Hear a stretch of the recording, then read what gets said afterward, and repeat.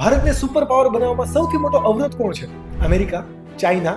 નહીં, આપણા જ નાગરિકોની તૈયારીની ખામી. જાપાન માત્ર 40 વર્ષોમાં ખંડેરમાંથી ડેવલપ નેશન બની. સાઉથ કોરિયાએ એજ્યુકેશન અને ટેકનોલોજી પર ઇન્વેસ્ટ કર્યું અને આજે સેમસંગ અને હ્યુન્ડાઈથી પૂરી દુનિયા પર રાજ કરી છે. પણ આપણે હજુ પણ ડિગ્રી અને ગવર્મેન્ટ જોબ પાછળ ગાંડી દોડ લગાડીએ છીએ, બટ સ્કિલ પર ફોકસ નથી કરતા. ટ્રાફિક રૂલ્સ પ્રોપર ફોલો નથી થતા, ટેક્સ ચૂકવવા નથી, ઇનોવેશન અને ટેકનોલોજી નહીં, ઇમ્પોર્ટેડ પ્રોડક્ટ પાછળ ગાંડી દોડ લગાડીએ છીએ. ભારતનું સુપર પાવર બનવાનું સપનું ત્યારે જ સાકાર થઈ શકે જ્યારે માત્ર સરકાર નહીં, ભારતના દરેક લોકો સ્કિલ્સ વડે એજ્યુકેટ થાય, ઇનોવેશન અને ટેકનોલોજી પર ભાર મૂકે, ઇમ્પોર્ટેડ પ્રોડક્ટ પર ડિપેન્ડ રહેવા કરતાં મેડ ઇન ઇન્ડિયા અને સ્વદેશી પ્રોડક્ટનો વધારે ઉપયોગ કરે અને આ બધું જ મેન્ટેન કરવા માટે પોતાની હેલ્થ પણ સારી બનાવે. 2030 સુધીમાં ભારત ચોક્કસથી થર્ડ લાર્જેસ્ટ ઇકોનોમી બનશે, બટ સવાલ એ છે કે ભારત સુપર પાવર બનશે કે પછી હજુ પણ ચીપ લેબર કન્ટ્રી તરીકે જ કામ કરશે? ભારતને સુપર પાવર બનાવવા માટે તમે શું વિચારો છો?